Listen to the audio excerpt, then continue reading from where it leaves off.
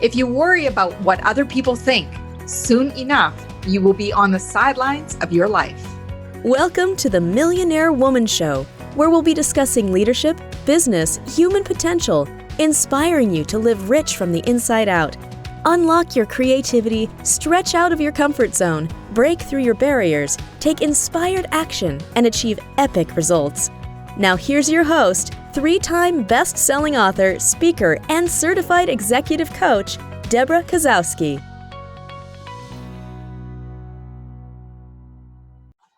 Hello, everyone, and welcome to another Millionaire Woman Show, where we bring on phenomenal guests that are going to share tips, strategies to improve your life, your business, and your organization. Today, I have a very special guest that I had a chance of meeting at the New Media Summit in San Diego in September of 2019. And I was fortunate to get his book, YouTube Decoded. Marc Guberti is a US Today and Wall Street Journal best-selling author with over 100,000 students in over 180 countries enrolled in his online courses. He is the host of the Breakthrough Success podcast and radio show where listeners learn how to achieve their breakthroughs. He coaches content creators on how they can attract more traffic to their content and boost their revenue. Please welcome Marc Guberti to our show. Thank you so much for having me. I'm looking forward to our conversation, providing your listeners with all the value. Thanks so much. You know, Marc, I was perusing your website and I was going through the book, and I would love for you to just start off telling everyone, because I know you started at a very young age in heading through this entrepreneurial journey. And I think it's very fortunate that you had the support around you to help encourage that. So I'd love for you to speak a little bit more about that. Sure. So I got started at a very young age.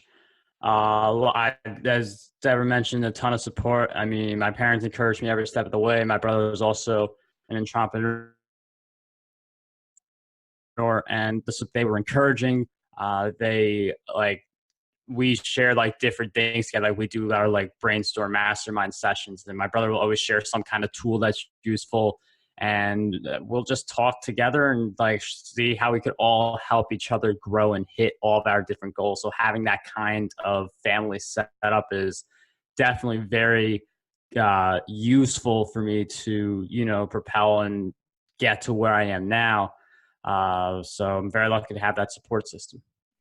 Well, it must make family dinners very different than... Very unique. Very unique. Have you ever had a heated debate at the dinner table? I wouldn't say heated debate. I would just say the bouncing around of ideas. Depends on we all have which method is our favorite. My brother loves Facebook ads. I've been trying to get them into podcasting for 2 years now. They're in podcasting, which is great. So we all have our different things that work for us. Some things we really push on the other two to do more than others, but it makes for a fun conversation. So what I hear is that you get them to raise their bar just a little bit higher. Yeah, and it's not just me. It's we all do that to each other. That's beautiful. That's beautiful, because that's where a lot of the greatest ideas come from, when people see something in you that you're not seeing. So if you see them as a podcast host and they're not doing that, you're like, hey, bud, you got this. You have this interview talent and you're not utilizing it. Yep. So when I was going through the YouTube Decoded, one of the things that came up for me is, and I had to laugh because I remember when I first started my YouTube channel, I had the thumbnail that YouTube offered you versus having the one that you could create and customize yourself. And anytime I would look at it, they'd always have that face that you're like, oh, is that the first thing I want people to see? So I'd love for you to tell us a little bit more about why should we be using YouTube, and how can we leverage it in a better way? So YouTube is video, which is the most engaging form of content. And one of the things with YouTube that is different from podcasting, from blogging, from all these other platforms. Like, they're all good. They all have their different advantages, disadvantages. But the big thing with YouTube is they give you far more data than any other option. You get to see how many minutes people are watching your video. You get to see when they drop off, which is really important. So if you have a 5-minute video and people are dropping off after minute 1, you know you have a problem. But if you create another 5-minute video and people watch it on average for 3 or 4 minutes, you want to look at that one. You want to see what you were doing to keep that retention. And YouTube just has so many more stats to it. Combine that with the fact that there are billions of people who use the site. And I know it's tempting to think YouTube is just like surfing the web, looking at cat pictures, whatever it is that you look at. But like, YouTube really attracts a lot of people, and it is a platform where you can get a ton of people watching your videos. You get the watch time and all that stuff, but make money from your content too. Now, on all the social networks and podcasting and blogging, you can make money by leading people to one of your products or your services, but YouTube gives you the AdSense, which isn't full-time income unless you have like a ton of views, but they give that to you as an option if you hit the 1,000 subscribers, 4,000 hours of watch time in a year. But those are some of the reasons that YouTube is a really dominant player in the industry. What had you noticed? When was the aha moment for you that you realized that YouTube was really where your traction was at? I think for me, the moment that I saw people were watching my videos and I could track that people were buying like training courses from me and books directly from the YouTube videos, that's where I saw YouTube as a big player that I should be spending more of my time on.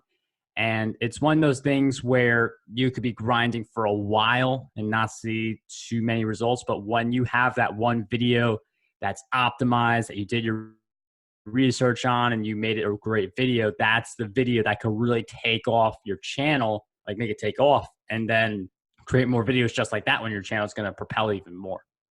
Yeah. One of the things that I learned, like, I think this is about 6 months ago, I had come across hashtags for YouTube, and it wasn't something that I had been using, and I hadn't seen a lot of people that I followed using. I thought, okay, there's something here that I'm catching on to. And knowing that people are searching by a hashtag, just like they do on the other platforms. But why is it, do you think, that people are not using it as much as they should be? I think because YouTube added that relatively recently compared to the other social networks. Like, Twitter was pretty much born with the hashtag. Like, that's actually a user created feature, the hashtag. Right. But like, Twitter's had it for a really long time. Facebook's had it for a pretty long time. But YouTube was like one of those like later adopters of the hashtag. And when people think of optimizing on YouTube, they just think keywords. Like on Twitter, like I wouldn't say keywords, I would say hashtags.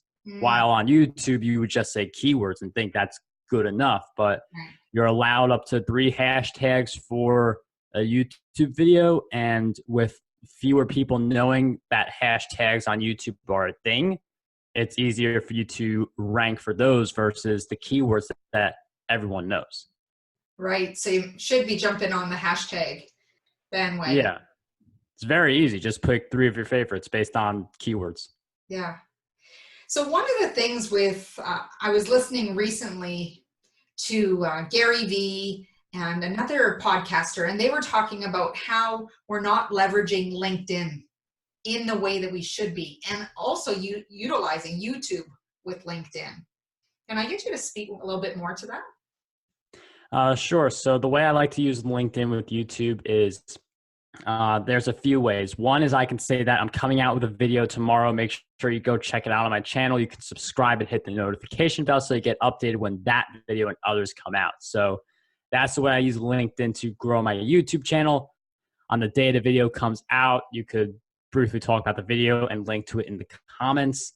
So for me, those are some of the ways I use LinkedIn to grow my YouTube channel. Some people also incorporate teaser videos that kind of bring awareness to the YouTube channel.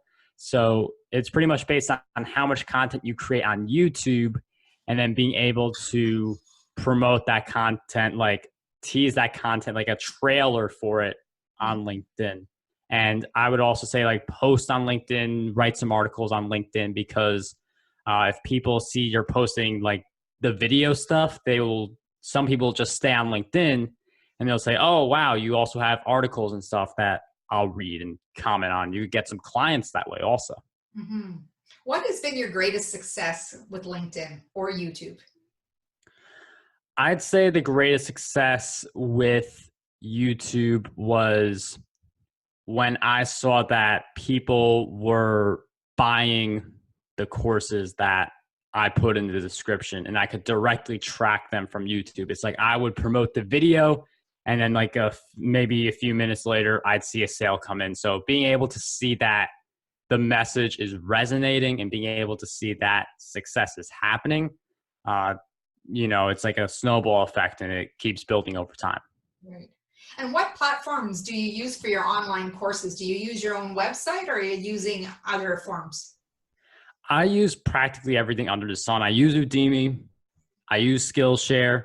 Lately, I've been doing more Teachable, because like I have my own websites for some of my courses, but then you have to buy the domain. You have to set up the whole infrastructure.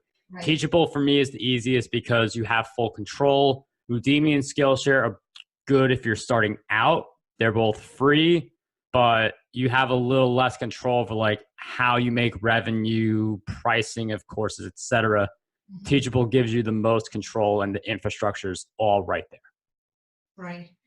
So when you started noticing that you were getting the traction of people buying from the YouTube videos, what did you learn about the content that you needed to continue to create? Because I know some people, they get stuck.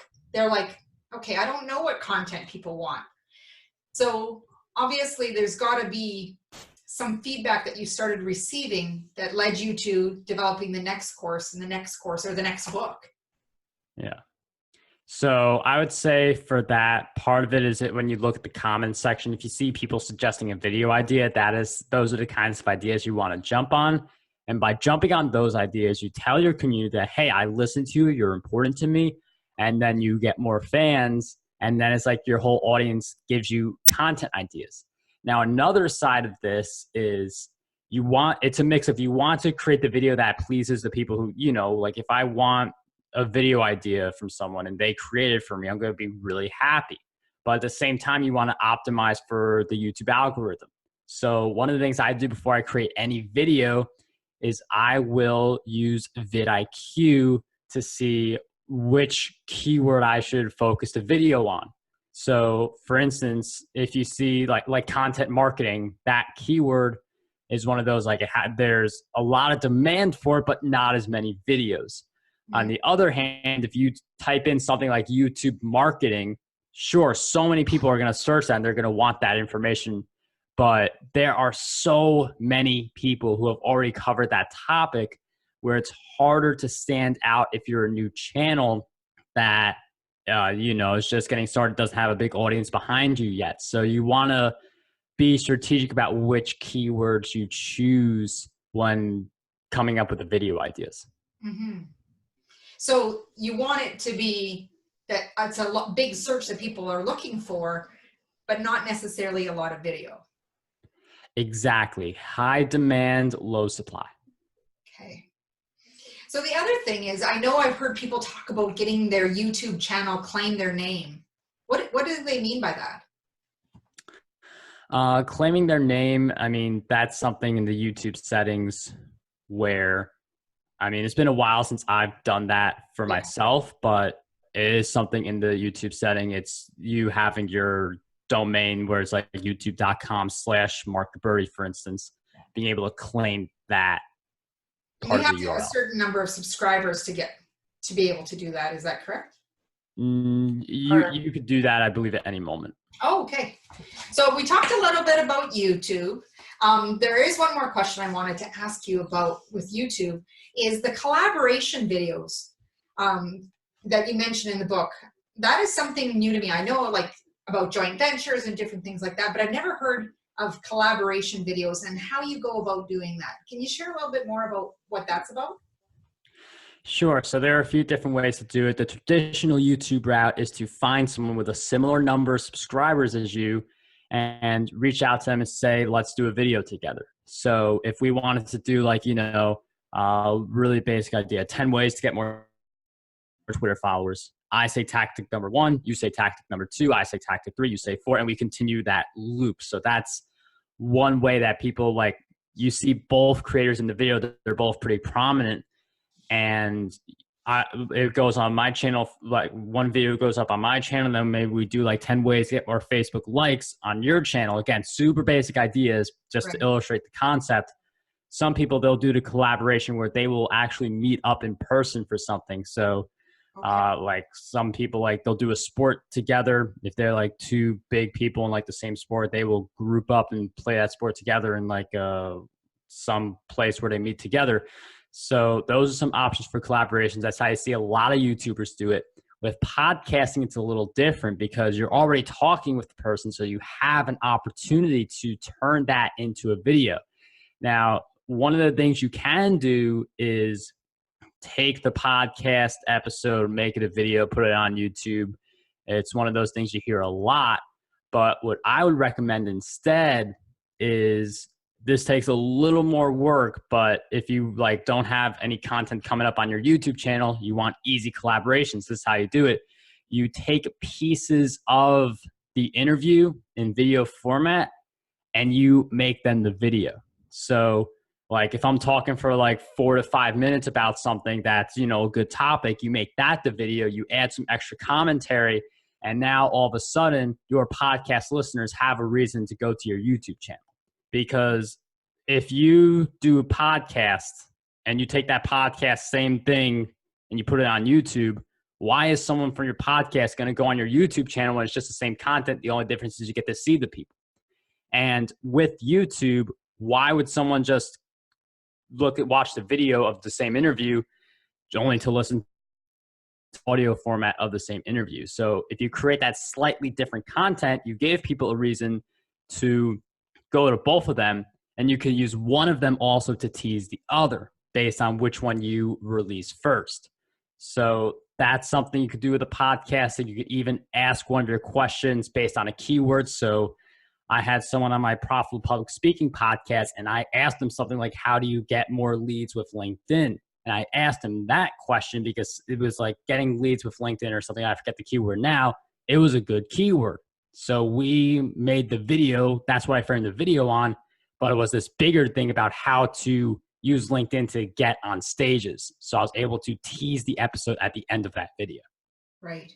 So are you transcribing every single video as well, the interviews that you do? Or is it more that you take the content and you create more videos from that? It's more I take the existing interview and I create more content from it. Transcribing is also something you should be doing on YouTube. It's not something I do very often, but it is a good way to stand out with SEO as well. I've done it with some of my videos, not all of them though. Right. So tell me a little bit more about the community tab.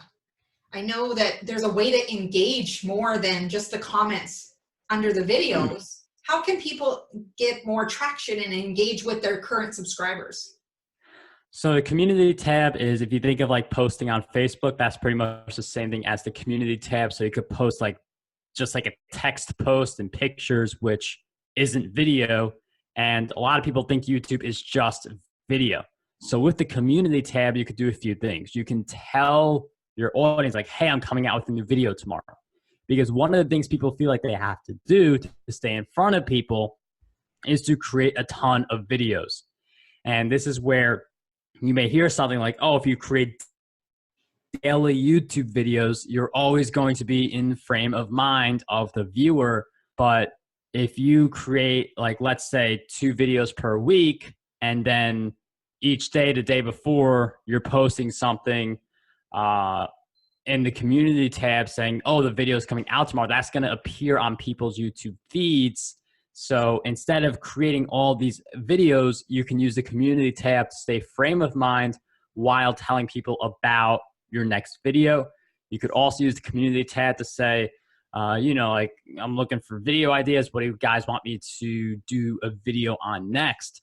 One YouTuber I know, he will create a poll where he will say, I'm doing a YouTube live this Wednesday. Which topic do you want me to do? And he gives 5 topics. All of his viewers vote. So they are a part of his creation process, which is the next step. Like, you could be consuming content, but now you're actually a part of the process. You feel like you're involved. And then he creates a video based on what the poll says.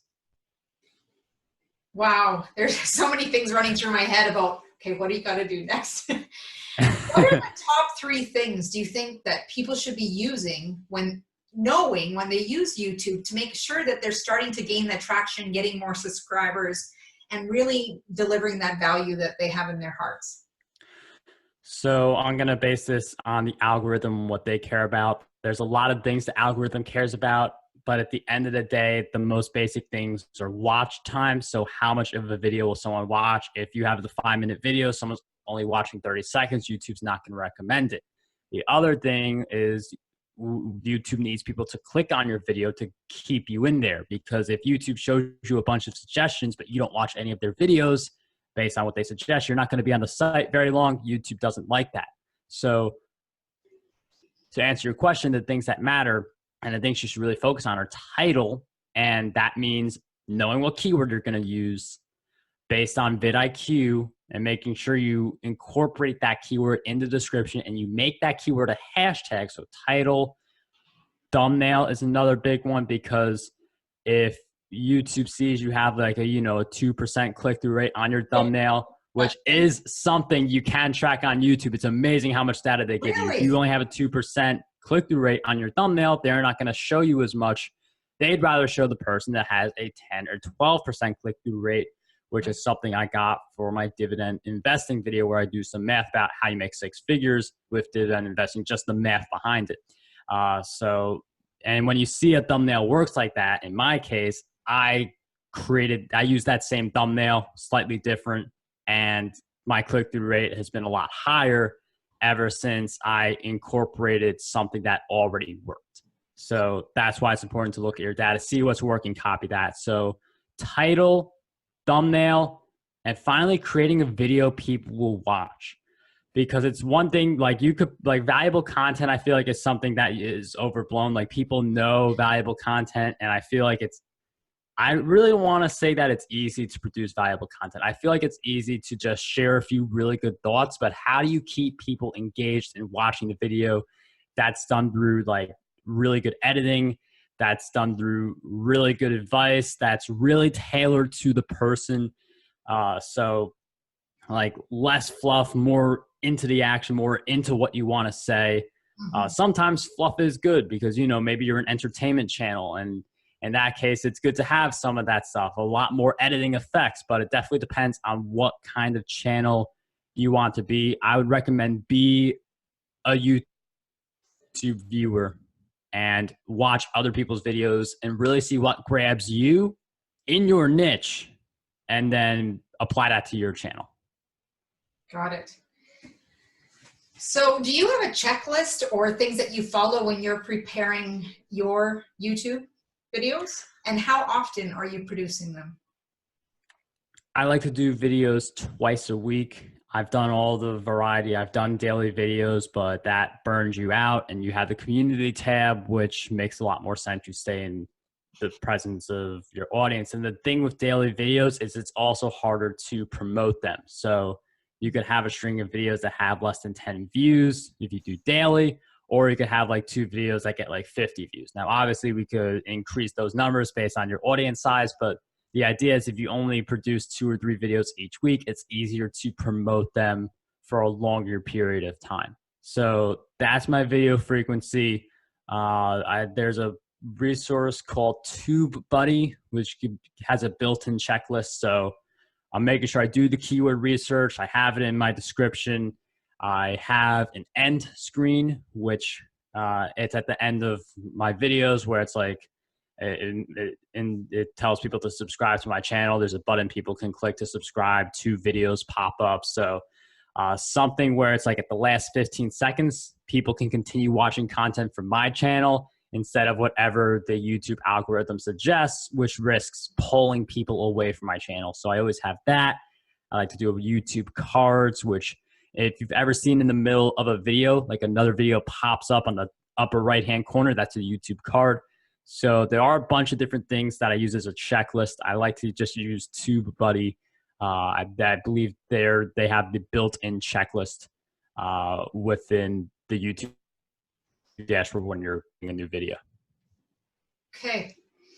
So we know how frequently you do this, and this is one of, how many books have you written? That's my 25th. Wow. Wow. And what are you working on right now? The next book I am working on, I've got 2 different ones I work on. Normally I don't recommend working on 2, but this is a special case. The first one is actually going to be my first journal.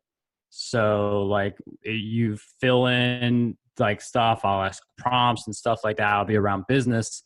And the other one is going to be around public speaking, based on my podcast, Profitable Public Speaking.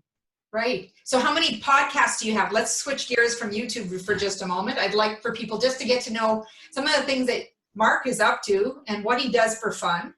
And I know that you have the Profitable Speaking. You also have a couple others in the works, so I'd love to hear more. Sure. So Profitable Public Speaking, that's the one we just mentioned. Breakthrough Success, that's the one I started. It's my first entry into podcasting, a little over 3 years. Ditch the Job is going to be my brand new podcast. So at the time of recording, we haven't released it yet. A ton of virtual summits. I think 6 of them that are active right now because I make mine evergreen. So the interviewing people is something I really love to do, thank goodness, because I interview a whole bunch of people for all the stuff that I do. You do tons of stuff. I'd love to know, because we talk a lot about mindset on my show. What do you do to keep track of your time, making sure that everything is running like clockwork? So some of that process is just forced accountability. So like an interview, I like to think of that as forced accountability because you know someone's waiting for you at the other side. So it's very easy for me to produce all the episodes I produce because it's just, hey, you want to come on my show? Okay, here's a link, someone schedules, I have to be there. So it's easy for me to create the content. So then in between like interviews, I'll create a YouTube video or I'll respond to emails.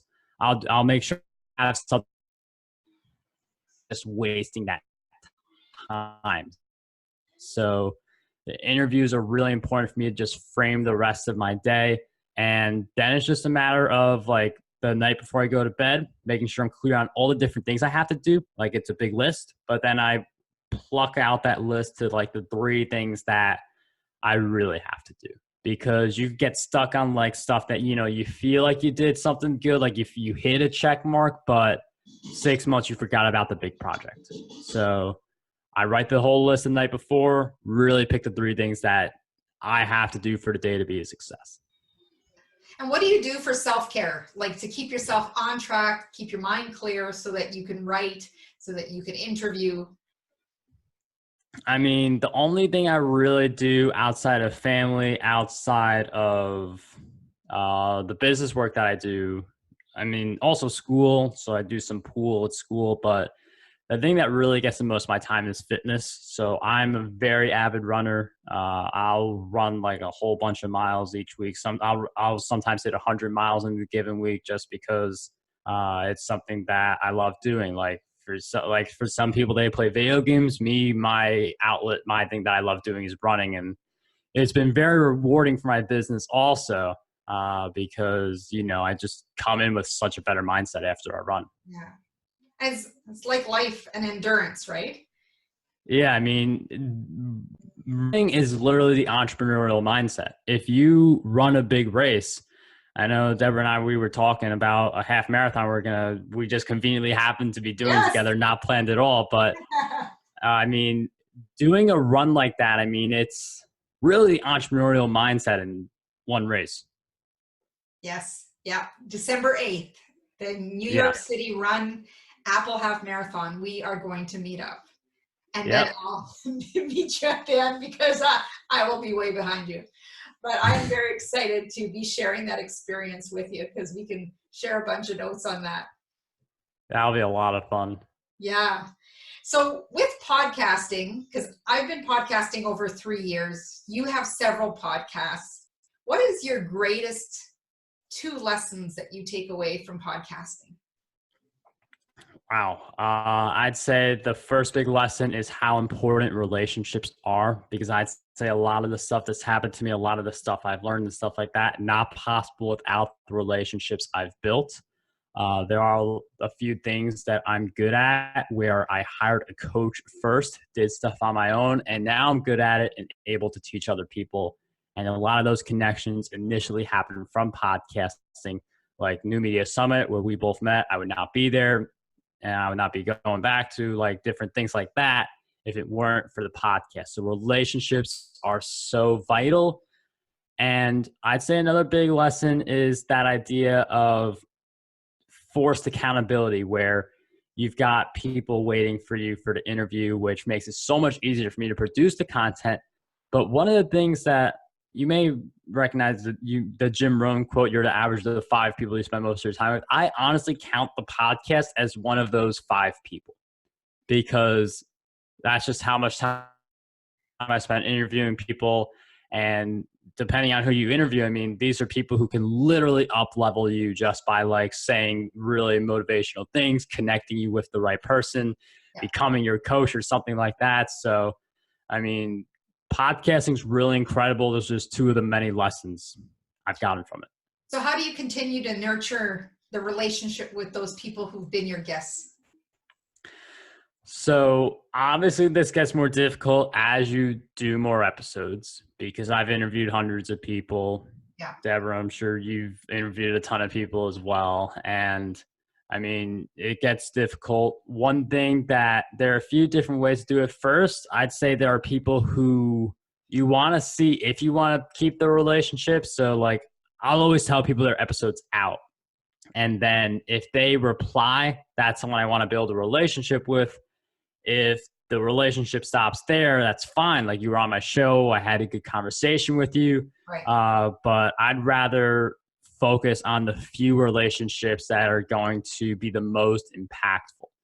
And part of that is just making sure to email them. One thing that I've been doing lately is asking for people's snail mail, because now I can send them things like a thank you note, like a copy of a book, which is what Debra did for me.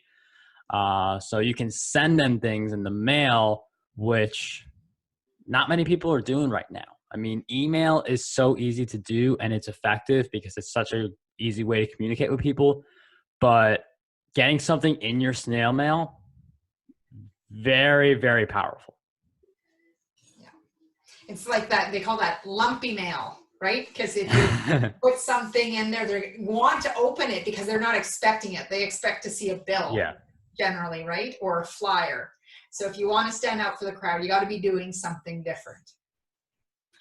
So one of the things, you know, other than running and writing books, what is one of the things that you have on your bucket list that you would love to achieve? I'm not sure. I mean, a lot of the things I do really are around podcasting and running. Like, I have an idea of like wanting to run like a ton of marathons in a given year. Yeah. But I'd say I'm very narrowly focused on those things. Like, I do like open myself to new experiences and stuff like that. But I say the majority of my time is just based on that. Right. So it's not like you want to travel to a certain place or meet a certain person or anything like that, or have a certain guest on your show. Oh, certain guest. I feel like Gary Vaynerchuk would be a really fun guest to have. Yeah, I think so too. I think so too. That would be pretty cool. So Marc, why don't you tell everybody how they can learn more about you and stay connected with you and find out more about these online courses, because this book is hot and you need to get a hold of it. I am highlighting it already because this I already had going on. And I would love for more people to go get this book, YouTube Decoded. Plus, he has podcasting. He has other books you can see behind him. And Marc, if you just want to show a few of those and tell them how they can stay in touch with you and stay connected. So all of my books are conveniently located on Amazon. So you just search my name on Amazon, or you just search YouTube Decoded. All my books will start populating Amazon one by one. So that's one place you could find me, marcguberti.com, Marc with a C. You could also get a free strategy call with me, marcguberti.com/strategy. See if you want help with your YouTube, your podcasting, or your book, or anything like that. Just like schedule strategy call with me. And finally, my Evergreen Summit, contentmarketingsuccesssummit.com. I've got 6 of them. I'd say that one it just has the most speakers in it right now. So I'd say check all those places out. Fantastic. Thank you so much. And thank you for coming on the show. If you were to leave our listeners with one final message for your viewpoint on living rich from the inside out, what would that mean to you? I would say that a lot of the limits that we think are there are ones we create for ourselves. A big message that I've always had is age is not a limit to success. What I mean by that is I started when I was 11, and there were people who were saying things like, you're too young to be talking about business and stuff like that. And I ignored those people, and I just kept moving forward. So I feel like there are a lot of people who feel like they have to wait for the college diploma to be able to do things like career development. So I would say, like, this isn't a talk about college, because like there are some pros and cons to it, which, you know, that could take a whole episode. But what I want to say is, if you're like the young person, 18, 19, who's in college right now, you could be doing stuff. You could be creating a YouTube channel, whatever.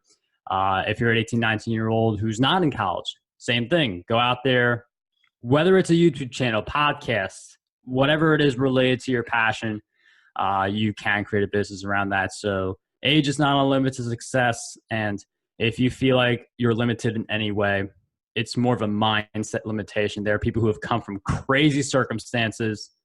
We could all think of at least one, and it really excelled. So that's my message. And who do you see as your mentor?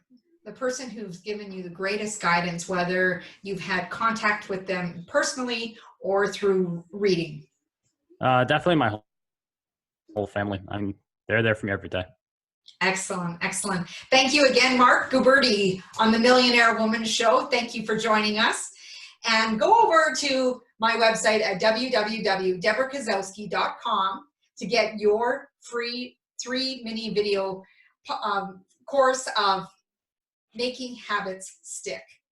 And that's our offering right now when you subscribe to the Success Secrets newsletter. And as Mahatma Gandhi said, be the change you wish to see in the world.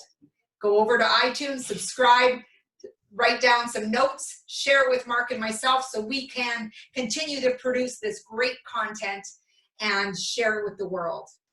Go out and have a great day.